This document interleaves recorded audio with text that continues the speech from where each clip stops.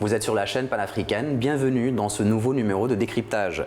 Le championnat d'Afrique des Nations prévu en avril 2020 et la Coupe d'Afrique des Nations 2021 se dérouleront dans la région du littoral, notamment la capitale économique Douala. Gouverneur de la région, Samuel Iva Diboua, est également le président du site du CHAN 2020 et de la CAN 2021. Dans cette nouvelle sortie de décryptage, le gouverneur revient sur l'état d'avancement des travaux des infrastructures, mais également le double enjeu qui attend la ville de Douala. Quelles sont les attentes des populations de la région du littoral qui accueillera la Coupe d'Afrique des Nations pour la première fois depuis 50 ans? Alors, c'est avec beaucoup d'excitation, je dirais, beaucoup de joie que les populations de Douala ont reçu la bonne nouvelle de ces deux principaux tournois africains.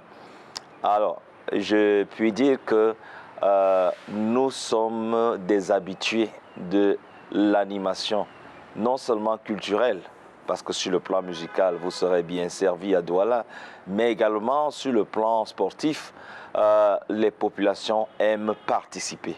Donc nous n'avons aucun souci en matière, n'est-ce pas, d'afflux, n'est-ce pas, des spectateurs sur le plan de l'animation, le plan de la présence, de l'accompagnement, de l'encadrement. Vous pouvez compter sur Douala. Et je vous dis, les régions environnantes nécessairement vont prendre rendez-vous à ces grandes rencontres. Les travaux vont bon train en ce qui concerne les infrastructures sportives. Dans certains stades, on travaille de nuit. En tant que président de site du CHAN et de la CAN, pensez-vous que tout sera prêt à temps? Tout sera prêt à temps. Je tiens d'abord à dire que le ralentissement des travaux en matière de voirie est dû d'abord à une très forte pluviométrie qui a affecté notre région depuis l'année dernière. On a quand même au Cameroun des saisons, une grande saison sèche, une petite saison sèche, une grande saison de pluie et une petite saison. Donc, en 4 étapes, nous devrions parcourir ces étapes. Mais depuis 2 ans, je puis vous dire que de janvier à décembre, nous ne manquons pas de pluie à Douala. Donc c'est une donne qui est venue un peu perturber les prévisions, n'est-ce pas, des ingénieurs sur le terrain. Mais je puis vous assurer que la période qui nous reste de novembre à avril est bien indiquée pour que nous puissions, malgré les intempéries, rattraper l'espace, n'est-ce pas, de la voirie urbaine.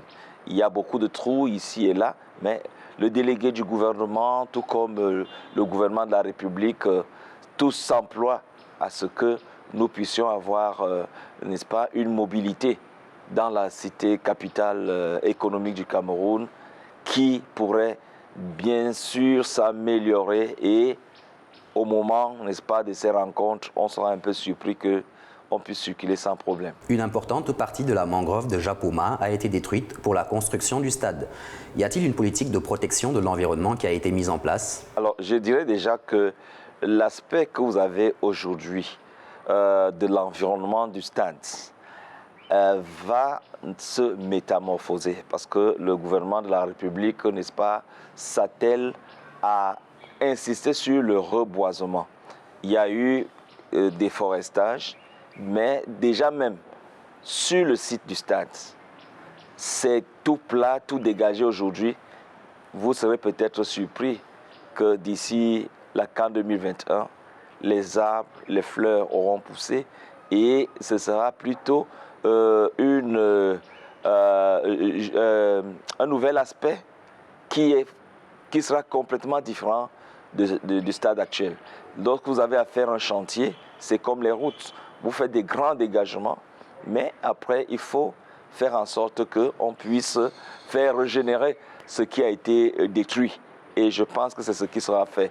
De même, tout autour, n'est-ce pas, du stade, le canton Bakoko a ceci de positif qu'il y a une projection de l'urbanisation, mais qui tient compte également, n'est-ce pas, des aspects environnementaux.